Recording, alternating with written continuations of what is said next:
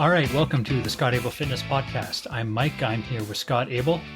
And today what we're going to be doing is going through 5.5 cornerstone concepts, or what I'm calling cornerstone concepts. I had this idea based on what are called in pedagogy or teaching threshold concepts. And what threshold concepts are ideas or concepts that when a student finally understands them, things just click. And it's not just like, these aren't just important facts that they need to know. These are important concepts that, like, once the student understands them, there's no going back, and a whole bunch of other things kind of fall into place, and they understand a whole bunch of other things. It provides kind of an accurate model for understanding other aspects of the discipline or whatever you're teaching them. So I figured what we do is go through 5 concepts that are relevant to what Scott talks about. Yeah, it just reminds me of a quote that I've used in the past. The same, like, core concepts is similar. The quote, when you change the way you look at things, the things you look at will change. Yeah, it's not just the content, but the frame. Like, it changes the framing. Yeah, and it'll, I've seen that my whole career coaching people when they finally make that connection. And then because they change the way they look at things, they start looking at things differently. Ranges and planes of motion become more important than how much is on the bar. And anyway, we'll get into it. So just to give a preview of what's coming up, I'll go through the concepts.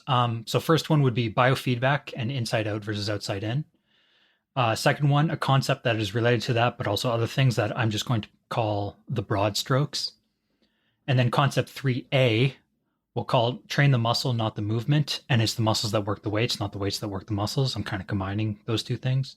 And then 3B will be kind of related, trained for development and strength will come, not the other way around.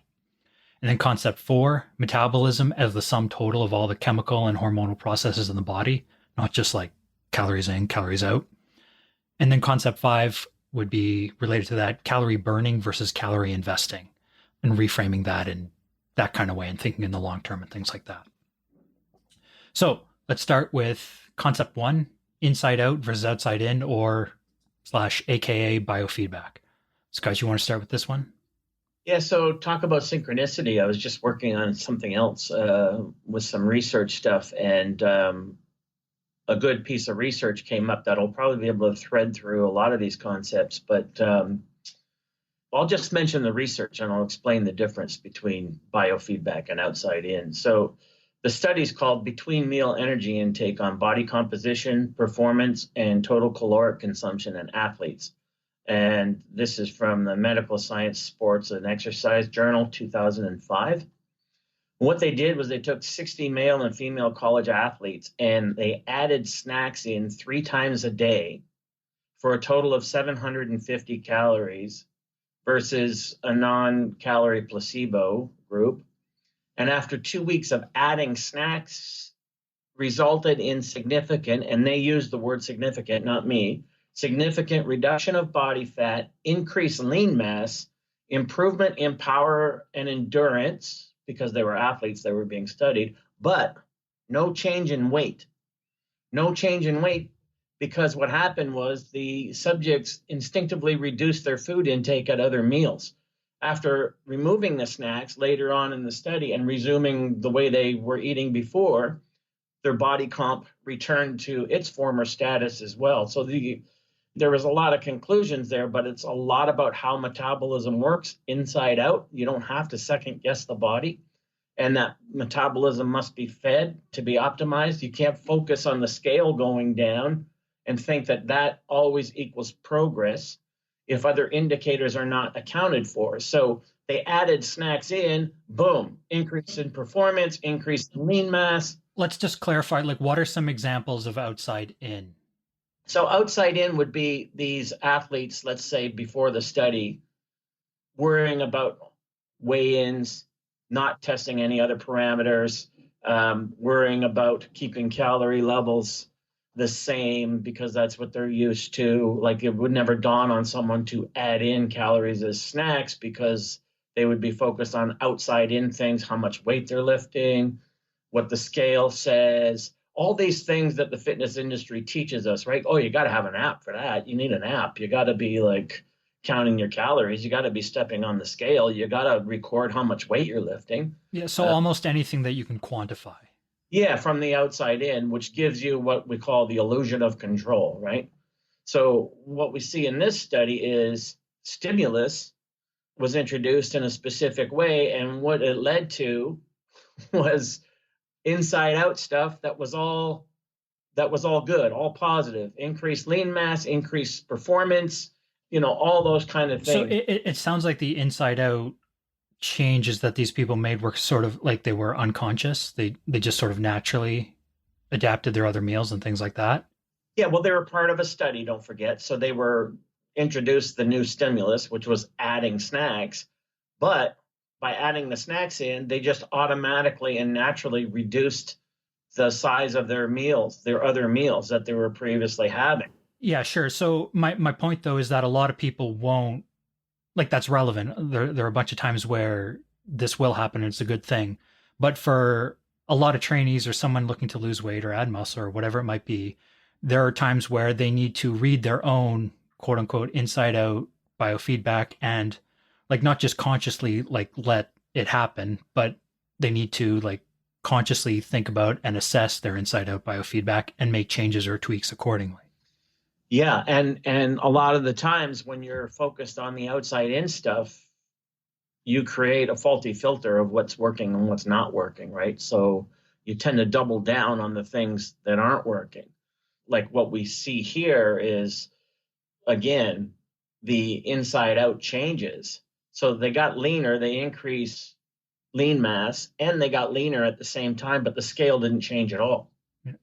So by measuring performance and adding all this in, well, how many times till I'm blue in the face and even in podcasts have we discussed with people that the weight scale doesn't tell the whole story and this fear of adding in calories, even if biofeedback dictates it may or may not be needed, right? So, Yeah, uh, so I think a useful example of this kind of thinking or where this is important is precisely with say someone trying to lose weight and the scale has stopped moving and I don't know, they're counting calories, let's say. They're eating 2000 calories a day. The scale has not moved for 3 weeks and the biofeedback signs would all say actually things are going pretty well. You should just keep going. But because the scale is not moving, I don't know, they drastically cut calories or something along those lines and eventually they quit their diet or they binge or whatever it might be because they were focused on this outside in until it got to the point that like the rubber band snapped and they couldn't deal with it anymore. Whereas if they just stayed the course and ignored those sort of outside in signals, like they would have been fine. yeah, so imagine when people compound that, right, with relentless quantification like a Fitbit app, right? So you're counting your steps, you're writing down how much weight you use for 5 sets of 15. All these things you think are telling you something, but they're not telling you the internal biochemical and hormonal processes that are unfolding. You can only do that by having a context for all this stuff, which we've talked about many times before. For instance, we can go as far back as if it fits your macros. That was the big thing. How many just recently, like 3, 4 years ago, right? Like 100,000 followers, and this is great. And I can have my bite-sized Snickers, and I can have my, but no, you can't because those things might be equal in calories, but 100 calories of chicken, 100 calories of chocolate, 100 calories of chiclets, and 100 calories of chickpeas don't operate the same way once they're inside the body. Yeah, let's save that for concept 4, basically. Okay. Okay, let's move on. Concept 2. So I'm calling this one the broad strokes, and it's related to biofeedback because often biofeedback is about not getting focused on the minutia. Like, don't get focused on this one single sign or this one little signal. It's like focus on the broad strokes, the wider context of what's happening. Another way to think about it is just the old saying, "Don't miss the forest for the trees." But I'll also say the other thing that I think this kind of thinking is important is in terms of ignoring individual industry trends. Like, I'll be the first to admit there are a whole bunch of debates in the fitness industry where people whom I respect fall down on completely different sides of an issue. However, the broad strokes of what those people recommend are pretty consistent. And if you focus on those broad strokes, you'll figure out what it takes to like do whatever it is you need to do, lose weight, gain muscle, et cetera, et cetera. Well, yeah, in broad strokes, really, I mean, that could be another word for fundamentals, right? It could be another word for the principles. For it, what as you wrote the concept down reminds me of the people who are writing me who are just getting going on a fitness regimen, and all of a sudden they're writing me, "Oh, I want to bring my glutes out a little more, and I want to like add here but not there." And I really need to work on my bicep, but not my chest. And I'm like, no, no, no, no, no. Whoa, whoa, whoa. You're nowhere near that level of specificity, and it's going to do you absolutely no good to even think in those terms. Like you're nowhere near where you're just going to slap a little clay here and take a little clay off there, and you're just a mound of clay right now. You're not in any kind of sculpting kind of finished product. And I'll also get people who are just like 6 or 7 weeks into it. Okay, things are going really well. What do I do now? Well, you double down on what you've been doing. That's broad strokes. You work the process, and then the process works. You don't have to.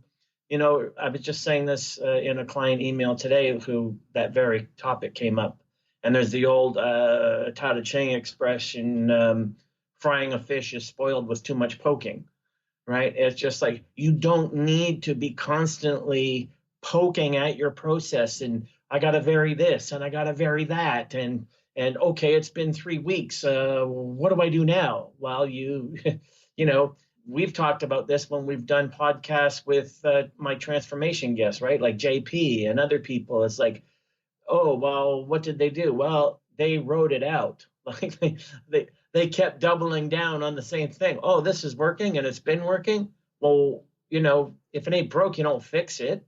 Yeah, so I think another aspect of this, like I think everything you're saying is cool and good and correct, but there's all like the flip side. I think like it's also relevant there. So like when is it when actually you do need to change things?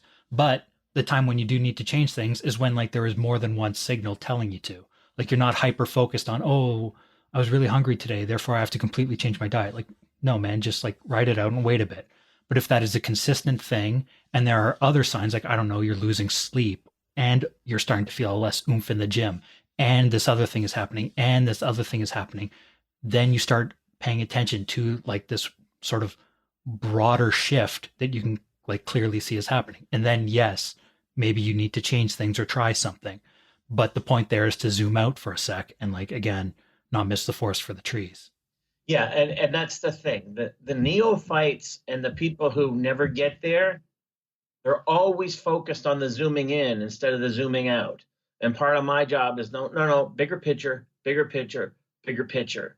One of the examples I always use, I always say, like, it's a shame that people who are like come to me in the fitness industry or outside the fitness industry, they're looking for weight loss, physique transformation. It's too bad more of them aren't following like professional sports of some kind, because there's so many lessons there. And one of the things I always talk about in terms of broad strokes, if you follow any kind of draft in professional sports where the amateur is about to turn pro, the first thing they talk about, here's an amateur now who's been pursuing that sport since he was a tyke, right? Tiger Woods played golf since he was 3. Sidney Crosby played hockey since he was 4. Like, on and on it goes, right? So they get to draft age and they get drafted by a professional organization. And the first thing the professional organization tells them to do when they get to training camp, double down on fundamentals. So here's people that have already been doing this activity their whole life. And then the lesson is, well, now you've turned pro. You think, oh, wow, we're going to get into some detailed stuff. Now we're going to it's like, no, they go to training camp and they work the fundamentals, because that's where the coach and the trainer sees, oh, okay, this is a little bit lagging. This is a little bit, better. Like Michael Jordan, they worked on his jump shot when he was drafted. They worked on, so these are people who have already been doing the thing 10, 15 years. And then they get so good at it when they become worth millions of dollars. What do the people handle them tell them to do? Double down on fundamentals. Yeah, I mean, I think at that level, like one thing I've heard about making that shift from like amateur to pro, or like the number one thing you notice immediately is speed. Like everything's the same. It's just speed. You have to be faster. Everything has to be faster. But you need the fundamentals, like you need that muscle memory. It needs to be completely automatic in order for you to keep up. Otherwise, you're going to overthink it. You're going to get lost. Bad things are going to happen. Yeah, and another play on words that I always like to do for this is I often tell clients, well, I like being an operating cliche fest because I think people can latch on to cliches, like you said in what this is all about, right? Core concepts, give people something that they can think of in their mind. And that's how my simple mind always works, latch on to cliches. So two things that I'm reminded of there. One is the devil's in the details, right? Like people want to get, like you said, they want to zoom in when they should be still with the wider zoom out kind of bigger picture, right? So caution against that. And when you talk about fundamentals, it's the mental part of that word that matters. So we talk about mind muscle connection. We talk about the biofeedback and the inside out, right? If you're focused too much on all these other things that you can quantify, right, then you're going to not make those kind of mental connections. So you got to and it's got to be invigorating, right? You got to put the fun in the mental, right? In the fundamental. It's got to be some kind of process where you can latch onto it. If the whole thing is just some kind of computating details, then you're never going to make the mind-body connection you need to make, and you're going to get bored of it. You're just going to get bored of it, right? Like there's a difference in the young tyke or the Tiger Woods who will practice putting from the age 3 to the age of 45. They're never bored of it because it's an invigorating pursuit, right? It's that whole deliberate practice kind of thing from that book, Talent is Overrated, and other concepts that we've talked about before. So people are too anxious and too driven, and they don't know the difference, so it's not a fault kind of thing. But they want to jump from A to P when they should be just stay at A right now. Don't jump anywhere, right? Just keep doubling down on the things you need to double down on.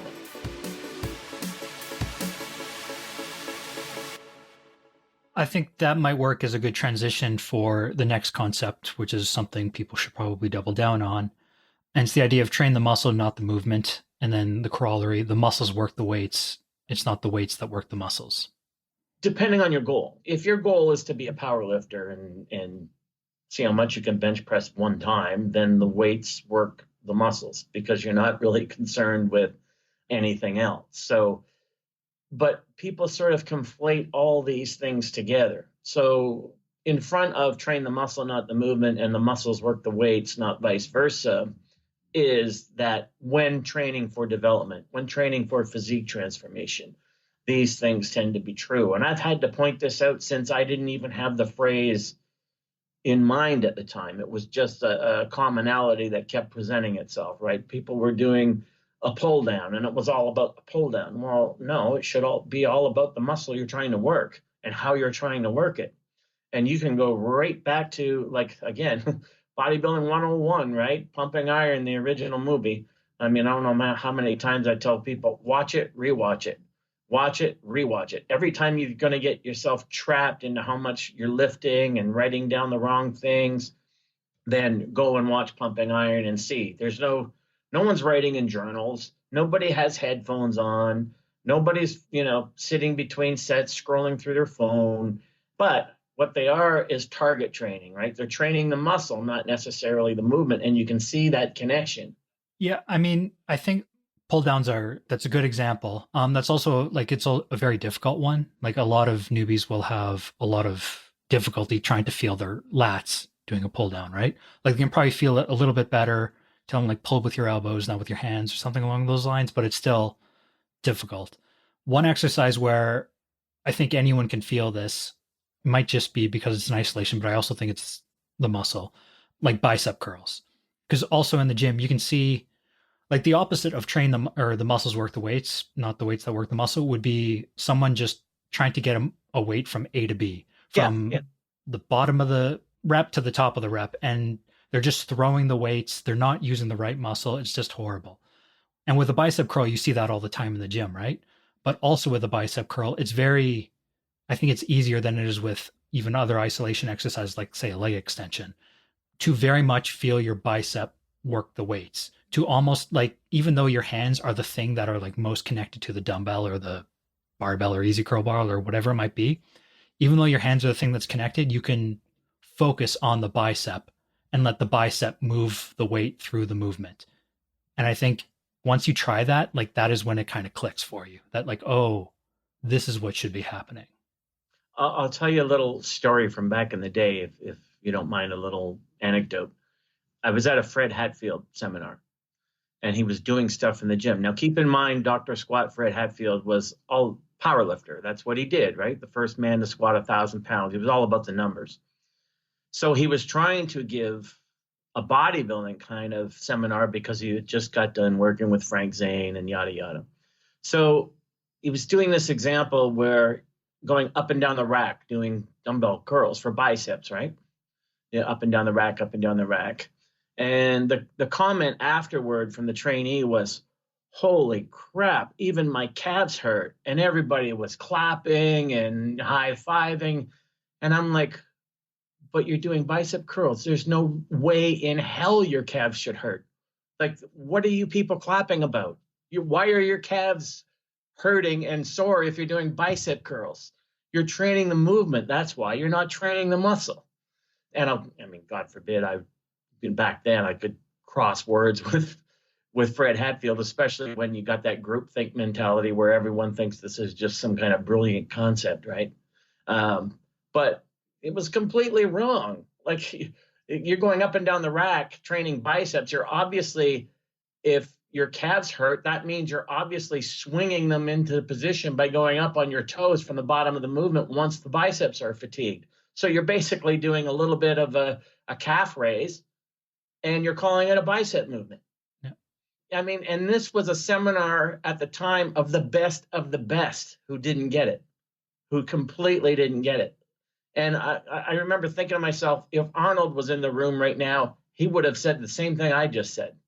Like, why are your calves hurting if you're doing bicep curls? It makes no sense. I mean, to play devil's advocate, if these people were the best of the best, they were doing something right. Well, Fred Hatfield never got on a bodybuilding stage, so he was giving advice on how to build your biceps. So if he was going to tell everyone how to squat 1,000 pounds, I'm all ears. And even then, I might be subject to conjecture, and then maybe I would play devil's advocate, but I would yield the floor. But when something is that obviously wrong, this is where I started coming up with the concept, right? Train the muscle, not the movement, because we can all swing weights into position, right? We've all seen the guy on the leg press with pipe stems for legs who puts 10 plates aside on the leg press and moves it 3 inches and then racks it. That's training the movement, right? So, and again, what we're referring back to, because people who are regular listeners know I've said this a million times, but we're talking about core concepts here. So that's what's important to grasp. When in doubt, refer to the core concept.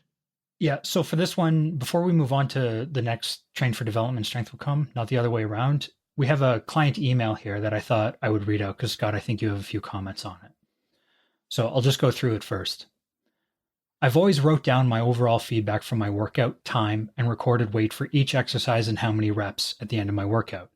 I've just decided to stop doing that for the next little while, as I felt it got me in the trap of trying to beat the week before or the last rotation, and when I didn't feel like there was any progress.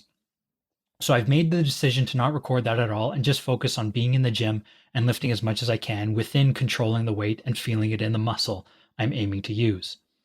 I know all this stuff, especially since I've been doing it most of the time I've been with you, but find myself sometimes getting into old mindset traps. Just focusing on each workout as its own within each day and judge the weight on that particular day. Yeah, so a lot of things factor into what's going to go on within a particular workout. So writing down a bunch of numbers, like refer back to your journal a year from now and you've got a bunch of numbers, that doesn't give you any context. That doesn't tell you, again, if we're really going to focus that the muscles work the weights and train the muscle, not the movement, if you want to record something, record how the workout felt, record how a specific exercise felt on that particular workout. How did the rep range feel? Oh, I really felt it at this rep range, but not necessarily at this rep range. Again, is there a degree to which it can be both? So for example, say like I'm kind of looking ahead to a future email here, but usually you're doing dumbbell seated shoulder press and 40s, 45s are your limit. But today you feel really good and you hit 50s. And then like that seems like write down the number. Like today I hit 50s when usually I can only do 40s or 45s, and the 50s felt really good more than they usually do.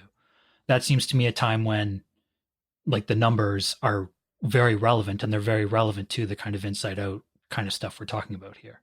Right. So a lot of the times people will ask me, so it's the chicken and egg question, right? So people will write and say, okay, I get what you're saying about the quantification, but you write rep ranges all the time, 10 to 15 reps. Aren't I counting reps? Like, aren't I supposed to count the reps? Isn't that quantification? Well, within the larger context, you want to choose a weight that challenges your muscles within the reps called for so that you always have a load parameter, but you're not all about the load. I'm never telling anyone you should increase the load by 1% every week or 5% like you see in some of the kind of these linear periodization stuff. And then if their goal is muscle development to begin with, and that's not how the body works. So again, like this email says, got me in the trap of trying to beat the week before or the last rotation when I didn't feel like there was any progress, right? Well, that's why, because you're measuring progress by the number. Then you start to work the feel. So one workout, that 5x5 with the 45 pounds, might feel heavy, might feel laborious. The next time it might, wow, I can do the 50s today. That doesn't mean you're going to do 55 next week, right? So again, within the larger context that the muscles are working the weights, not the other way around. So you don't end up in those kind of traps. And then that's why the end of his email, just focusing on each workout as its own within each day and judge the weight on that particular day. Don't even judge the weight. Instead, feel the muscle as a work in progress, but that's within the context of an overall program as well. Yeah, but just to focus in on that, where this person says, I felt it got me in the trap of trying to beat the week before or the last rotation. So as in I got 50 pounds, 10 reps last week. Gosh darn, I'm going to get 50 pounds and 11 reps this week, kind of thing, right? Yeah. On one hand, no, you're not going to increase reps every week and you're not going to increase weight every week. That's not the way it works once you are not a beginner, basically. On the other hand, concept 3B, train for development and strength will come. So if we are training for development, like it seems to me that at a certain point, well, someday I should be getting to 50 pounds and 11 reps and then 12 reps and then maybe going up to 55 or whatever it might be. To what extent should a trainee be paying attention to those signals? Well, again, the muscles work the weight. So as long as you're focused on, okay, my shoulders are doing this exercise, my biceps are doing this exercise, that kind of thing. Keep in mind that a well-structured program is structured for a specific purpose. So if you train for development, then the numbers aren't as relative, right? What's more important is within the rep range is indicated you're choosing a load that challenges your muscles for the reps that are called for. And that's going to be a non-linear thing. Not to mention, that's going to diminish the closer you get to your ceiling of strength and development. And as you age, you see a lot of frustrated former lifters who are trying to maintain quote unquote strength levels they had in their 20s. Not going to happen, right? So they kind of think, oh, wow, this is like no progress. I'm not making it. Well, no, things have to change because things are changing. So if you don't have, and now we're going right back to the beginning, if you don't have that inside out approach and that the muscles work the weights, not the other way around, then you're not going to be able to adopt because you're going to be one dimensional, same old kind of thing, right? So yeah, like another concept that I think is relevant here to what I was just asking about would be what you describe in the ABLE approach as the circle of intensity. So a trainee moves clockwise around the circle and eventually they get to the bottom and they're maxed out in terms of what they're going to do. And at that point, in order to keep making progress, they're not really adding weight or volume. They're maxed out. They're just increasing intensity in sort of other subtler ways. Yeah, and in the hardcore days, I used to talk about this all the time. If you talk to Mr. Olympia competitors who have been there over and over again, year after year, they talk about training lighter, not heavier, right? They talking about using the same weight and getting more out of it. They talk about feeling it more, feeling it better than they do. Oh, I call it like, like chasing the dragon, right? It's kind of like a drug addiction. I don't know if I should mention this or not, but there's a current documentary on Netflix about lifters. And you can see they're getting older, and yet they're trying to use the same script from their younger days, and they're frustrated and they're injured. And it even talks about like how injured they are, that they're so limited they can barely do anything they used to do, right? And it's just like, well, yeah, because you're still locked into this outside in performance indicator that how much you lift is the mattering factor, right? And I mean, they don't look good, they don't feel good, their body's all broken. That's what happens with year after year of the outside in kind of focus, that everything is about how much you can lift or whatever. It's about how much you should lift for the task at hand. What is the task at hand? What am I trying to accomplish?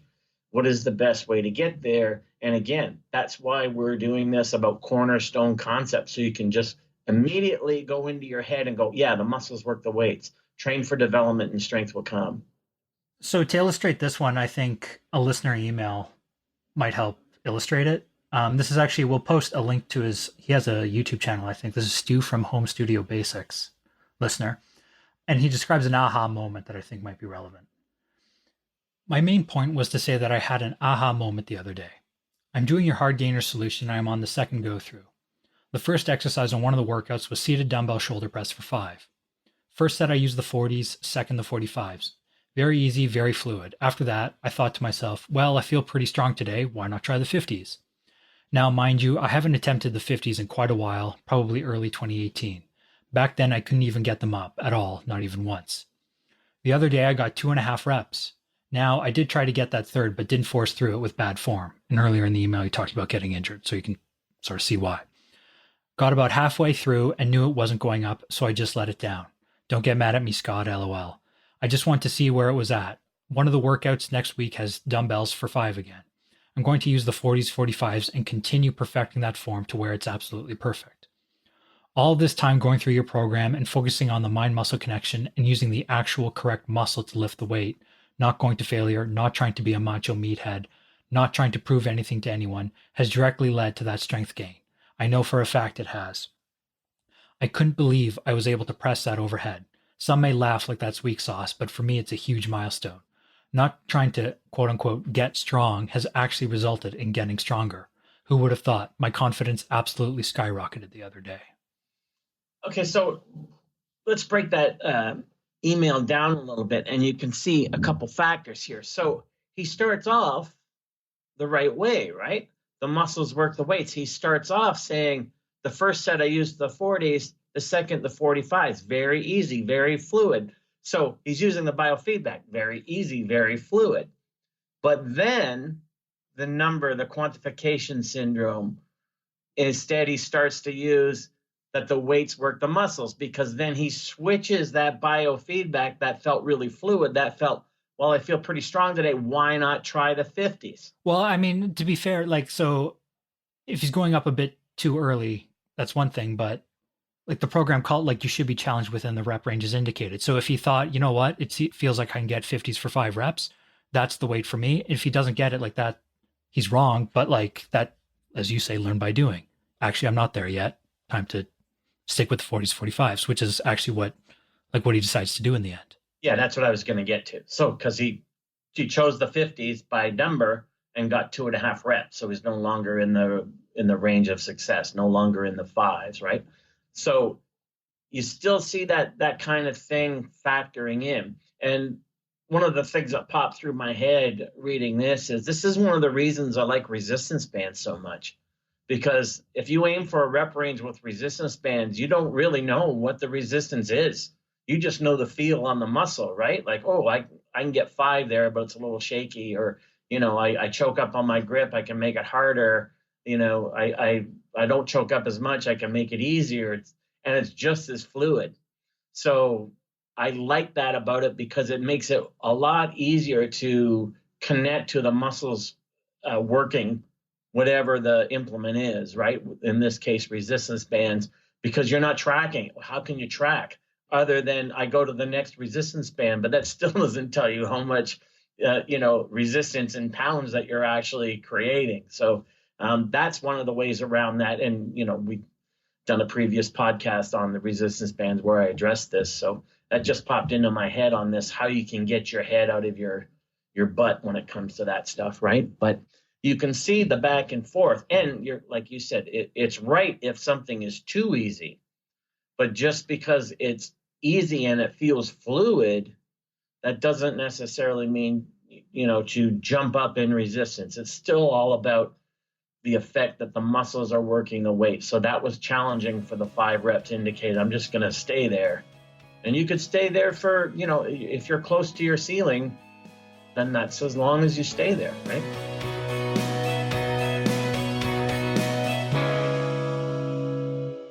All right, how about let's move on to concept number 4. Metabolism is the sum total of all the hormonal and biochemical processes in the body. In other words, it's not just calories in, calories out. Yeah, that says a lot, right? Because that has a lot to do with why prescription drugs work and how they work, and all kinds of stuff has to do with chronobiology and meal timing and how your body stores fat, how your body burns fat. So these are very, very big things, right? So we go back to that study that I quoted earlier on, right, with the athletes and stuff. So there's a lot more going on than you can even remotely address by quantifying everything with an app, right? There's just so much going on inside the body, hundreds and hundreds of chemical processes going on per second, per minute, per hour that have to do with metabolism. So lately, the phrase that I've been using since we're talking about Cornerstone concepts again is metabolism tends to be either compromised or optimized. It's seldom in between. And how people eat and how people approach that kind of element is going to determine where they're at on that continuum of a compromised metabolism or an optimized one.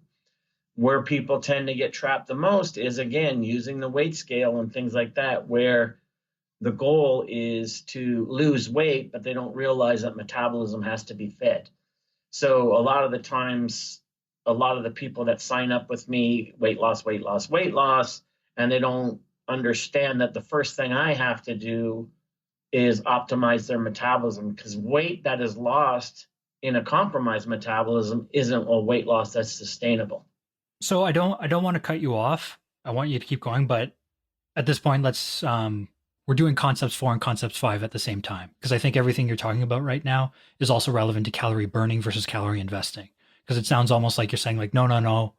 At this point, it's not time to do, like, we can't even do any burning. Like at this point, like, we have to invest those calories because we need to be tissue building, not just focusing on endless tissue teardowns, because that's what got you into this problem in the first place. Yeah, it's just such a huge statement, right? That metabolism is the sum total of all chemical processes in the body, because that's a big statement for people to absorb and understand. And they tend not to absorb and understand that. So we know, for instance, that sleep deprivation, sleep disruption, insomnia tend to lead to overeating, tend to lead to weight gain, even without the overeating. The research shows that. And proper sleep hygiene is hugely correlated with sustainable weight control, like getting a good amount of sleep. So yeah, if you get a bad night's sleep, I forget it. This might be a bit hyperbolic, but I don't think so. But it's something like your metabolism is down by like 30%. Meanwhile, your hunger is up by 15%. Yeah. So that's a hard debt to deal with. Yeah. So the two words there are dysfunction and dysregulation.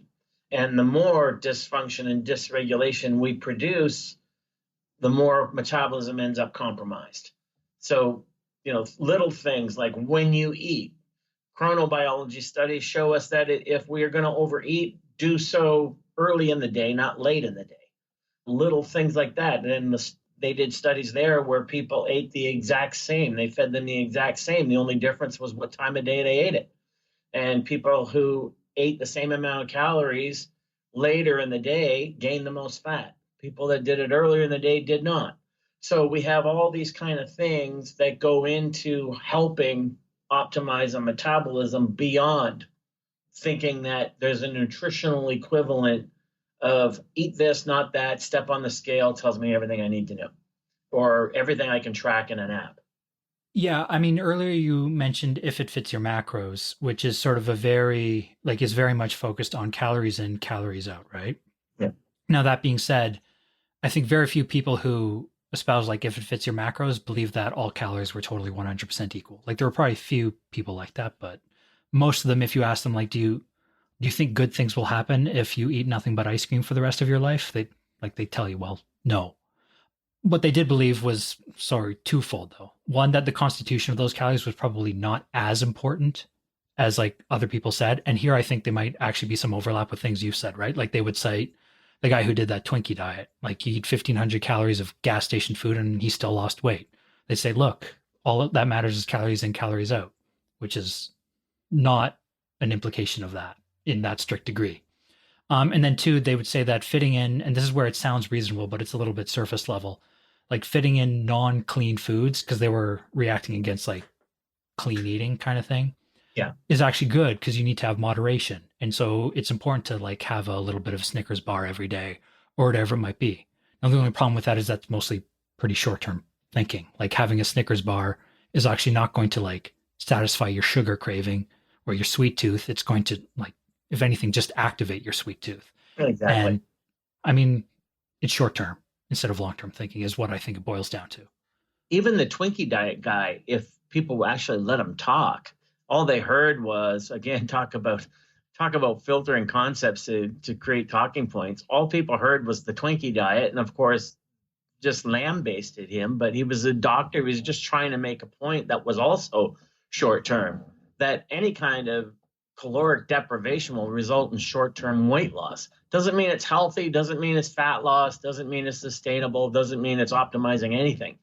He was just making a point. Like, yeah, if you do diet by deprivation, then there will be a net result in weight loss. Is it sustainable? Is it healthy? Is it optimizing in any way, shape, or form? No, no, no, no. That was kind of the point there, right? Like the Twinkie diet, I think he was trying to make the same point of ridiculousness to ridicule the things that came before it, like the cabbage soup diet, the Caesar salad diet, the eat right for your type diet, all these other things that sort of follow this restriction deprivation pattern that ends up nowhere, right? It's just a circle that keeps reinforcing itself. But now we know from the Biggest Loser study and the other studies that there's a metabolic price to be paid for that in terms of not just dysfunction and dysregulation like we see with sleep deprivation, but long-term metabolic compromise in a negative way. So that's why it's such a loaded sentence that's scientifically correct that people just can't grasp. Metabolism being the sum total of all chemical processes in the body. I kind of like dumb that down and translate it into metabolism is either compromised or optimized. And you have to control for as many variables as you can to make sure it's optimized and keep it that way. So let's use that as a transition then. What does it look like to make a metabolism compromised? Like what typically causes that? Well, sleep disruption, irregular meal times, irregular meal composition, unhealthy gut microbiome, usually from eating things like processed foods and sugars and things like that. Hence, back to the Twinkie diet, right? Lose weight up front, but the microbiome and what you're doing to it is going to have long-term repercussions if that's who you are and how you're trying to diet. Okay, so that's part and parcel of that. Yeah, in other things like skipping breakfast, relying on caffeine, gum chewing, all these kind of things to offset, not feeding the metabolism, right? Because you're interested in fat loss and people don't understand, like they have that upside down.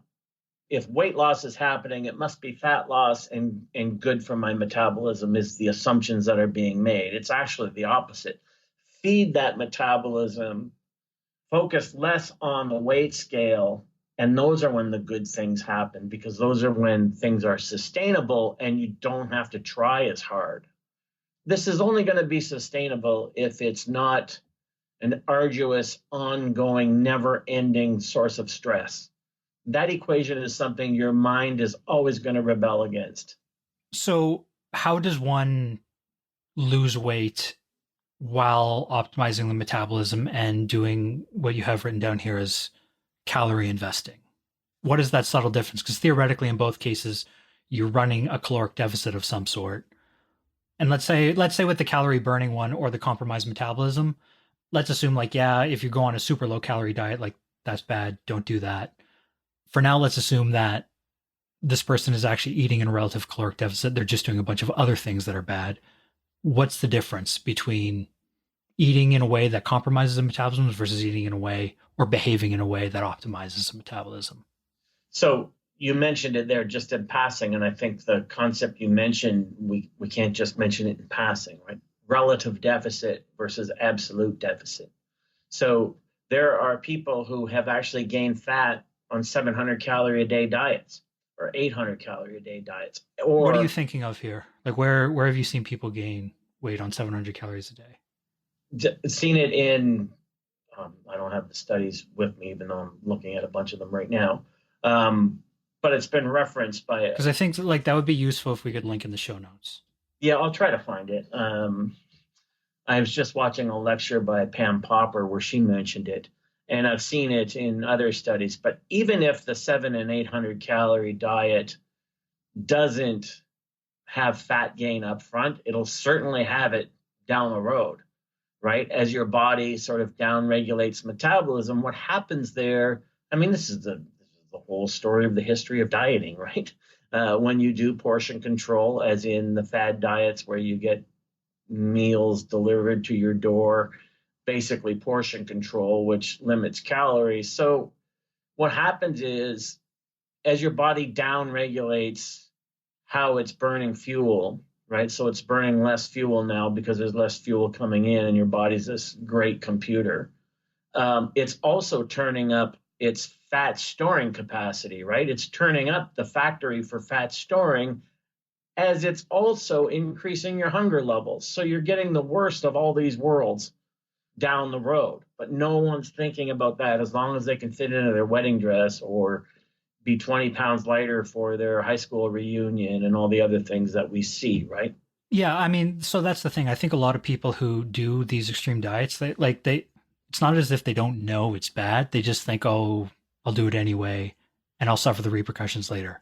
So with that in mind, like, what's the difference when we remove that variable of like extreme low calorie dieting? Like, what's the difference between optimized and deprived or compromised? An optimized metabolism is a very forgiving metabolism, right? Which I proved in my own metabolism experiment. You go for an extended period of indulgence, either deliberate or inadvertent, and there doesn't seem to be any cosmetic consequence to that, right? Your body just increases thermogenesis. It gets rid Okay, of it. okay, but like again, sorry, I framed my question wrong in terms of what it looks like. But I want to go back to my earlier question about taking two people who are eating in a relative caloric deficit. One person is compromising their metabolism, and one person is actually optimizing their metabolism. What are the differences in how these people are behaving that are causing one person to go down one path and the other person to go down another? It would be in the behavioral, right? It would be in the element of how they're doing it, how they're approaching it. We know that an ELMO approach works better than an intermittent fasting approach, regardless of a vogue trend, right? The research is that eat less more often is way more efficient for optimizing metabolism and weight control than is Do you have an examples? intermittent. Because that's something where I will admit I haven't seen. Everything I've seen says consistency is what matters and regularity.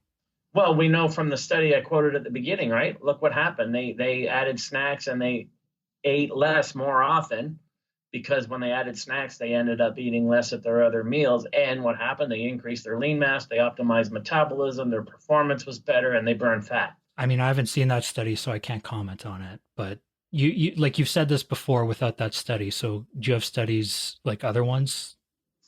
Yeah, let me just see if I can find one here.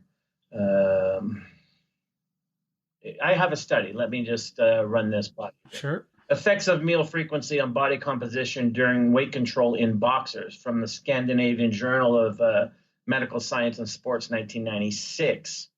They had boxers either 2 meals per day versus 6 meals per day. And then what they had was the 2 meals per day resulted in less lean mass, the 6 meals per day, no loss of lean mass, and a decreased protein breakdown and catabolism. So that kind of 2 meals versus 6 meals, 6 meals was far superior in terms of fat burning, lean muscle mass preservation, etc. So that was one study. And of course, I just happened to have this open up. We didn't pre-plan this, or I could find more studies, but it's there, right? So here's another one that kind of debunks intermittent fasting. This study is called Relationship Between Energy Deficits and Body Composition in Elite Female Gymnasts and Runners. This from Medical Science, Sports and Exercise in 2000. So they took 4 different groups of female athletes, those who deviated from regular meal patterns and energy intake balanced throughout the day, had higher body fat levels, both when either too many or too few calories were eaten. So if they tried to eat less often but compensate by eating more calories, they still had higher body fat levels. And as was typical of, especially back in 2000, female gymnasts and runners trying to eat less often to eat less food. So even when they ate less food from eating less often, they had higher body fat levels. So this just reinforces what I was saying. Metabolism must be fed, not starved. So that's very, very important. So the whole sort of eat less more often was the way to control weight and keep body fat levels down, even in elite female gymnasts and runners. So, and there's more studies like that can be found. Okay. I've seen ones that say 2 to 3 meals is optimal. And I can provide links to both sets in the show notes. Sure. I mean, and that's where we're going to get to, you know, what does experience tell me after, like uh, closing in on 5 decades of practicing this. Yeah. So, a lot of the times people look for the science first and then try to create their experience around it. But Well, yeah, yeah. I mean, so this goes back to the broad strokes, right? Like this is in this specific debate, everything I've seen says pretty clearly regularity is good on both sides of the debate in terms of whether 2 to 3 is optimal or 6 is optimal or whatever it is. They all seem to say regularity is what you want. It's good for hormones like ghrelin, leptin, all that stuff. And then it has a sort of a helpful effect on those other behavioral things like sleep. And sleep has a positive effect on metabolism, and you get caught in a very good feedback loop, which is very good for your metabolism. So yeah. yeah, and my book Beyond Metabolism, right? We'll put that in the show notes or whatever. But I mean, most of that book is talk about a talking point or a cornerstone concept that we can throw in here is what you just mentioned, which I've been saying for 4 decades now. The body thrives on regularity. The body thrives on regularity. The body thrives on regularity. Well, what kind of regularity? Well, this is where people start filtering things through their own perceptual biases. All kinds of regularity, regular sleep and wake times, regular meal times. All of these things factor in regular work times. We can show that shift workers and people that work the night shift has a deleterious effect on metabolism, right? We can see all of those things. So, and again, it can affect your gut microbiome and your gut health and things like that. So, yeah, the body thrives on regularity is a huge point to consider for sure. And more regularity, like even here it is. Here's a brand new term. I just heard it today. I don't know if you can find it with any kind of search or whatever, but they're calling it metabolic jet lag. Basically, even something as simple as people who work Monday to Friday, who sleep in on the weekends, can throw off their metabolism just because they're sleeping in on the weekends. And it acts a lot like jet lag. Now, like I said, I just heard it. I haven't had time to look into it, but it's a phrase now that's being thrown.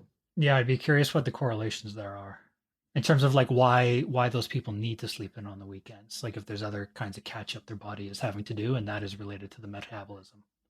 Oh, they don't. I think this was just a reference into people that choose to, right? I don't have to get up for work. I'm gonna like this is part of why I enjoy my weekend. I just sleep in. Yeah, but I'm saying there's correlations between those types of people and people who choose not to sleep in. Like there are also other things going on in terms of health habits. And I've had people in the past, clients, who were of that ilk, and I told them to help with their weight loss. And well, I like sleeping in on the weekends. That's fine. But get up at your regular time that you would in the weekday. Even if you end up going back to bed for a nap, get up, prepare your food, do something that you normally would do during the Monday to Friday. And then if you want to, go back to bed because it's negatively impacting. These are people with food issues, with eating issues, and now we see experts using the term metabolic jet lag to describe that very thing that I've been trying to coach out of people for years and years and years. Definitely correlated. The people who enjoy and like the fact that it's the weekend, I don't have to get up for work. I'm going to sleep in. I'm going to get up 3 hours later. Well, that also has an impact because of what you said earlier and our talking point in the Cornerstone concept. The body thrives on regularity, but it thrives on regularity more than we even begin to understand. Even something like sleeping in on the weekends, 2 out of 5 days, can negatively impact that kind of regimentation for optimizing metabolism. Yeah, I think one takeaway point here might be the intersection between diet related things and behavior related things, which is Scott talked a lot about sleep deprivation earlier, and the way we've been talking about it is in terms of people's choices or people's behavior, choosing to stay in bed or choosing to stay up late or whatever it might be. But the other thing about that, and when you're sleep deprived, that affects your metabolism and how you will process calories and blah, blah, blah. But conversely, though, is like what you eat and the calories you take in can affect the quality of your sleep. And these things kind of mutually influence one another. And it's like the body's hormones, it's not a simple system. It's a complex, nonlinear system.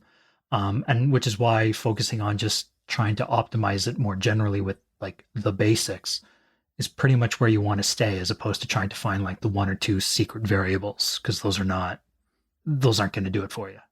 Broad strokes, and you just can't get people to buy in because they keep being sold year in and year out the magic, right? It's not about any of this broad stroke stuff. It's about this magic solution over here. Like it's magic. I use the term literally because what magic is the art of distraction. Get people to look where you want them to look. Don't get them to look where the trick is revealed, right? So it's the broad strokes, the non-sexy stuff. That's what's going to work. But the people who are desperate, they want the sexy stuff. They believe in the sexy stuff because the sexy stuff has a little bit of coating on it, right? It's got a little bit of frosting on it, right? It's got a little bit of the upfront, oh, yeah, this is working. Yeah, and I mean, if we're talking about something along the lines of sleep deprivation or shift work, right? I admit it sucks to hear that that's real bad for you and that it's having a negative effect on your metabolism. And when you hear that, if you are a shift worker, your first reaction is to say like, "Oh, well, what can I do to ameliorate those side effects?" And the answer is like there are some things, but on the whole, like there isn't that much. And you just sort of have to work through that, or you have to see if you can make lifestyle changes. Now, if you can't, that's cool, but it is what it is. And you have to work with that, and you have to work with the hands you're dealt. And as much opportunities as there are to actually change your hand, take them. And if you understand metabolism, it's amazing to. So let's go back to the beginning again, quantification versus biofeedback. Amazing to me all these years since I first started that people don't understand metabolism in terms of shift work. I'll get people who say, well, I'm about to start the night shift. I don't know what to do because if I stop eating before I go in, I always feel hungry through my shift and then I lack energy. And I'm like, No, no, no, no, no. There's no magic in 12 o'clock. Just because the clock strikes midnight, if you're up and you're working for 8 hours, you continue to eat every 3 hours. Because guess what? When your shift's over, you're going to go home and sleep through what would have been your normal meals anyway. So this is simple logic. If you're up, eat every 3 hours. Don't stay up to eat every 3 hours. But if you're going to work shifts, then you continue. You just continue on to the next meal, the next meal, the next meal. And guess what? You're going to get off work, and then you're going to go home and sleep through what would have been those meals anyway. And then you have what we call balance.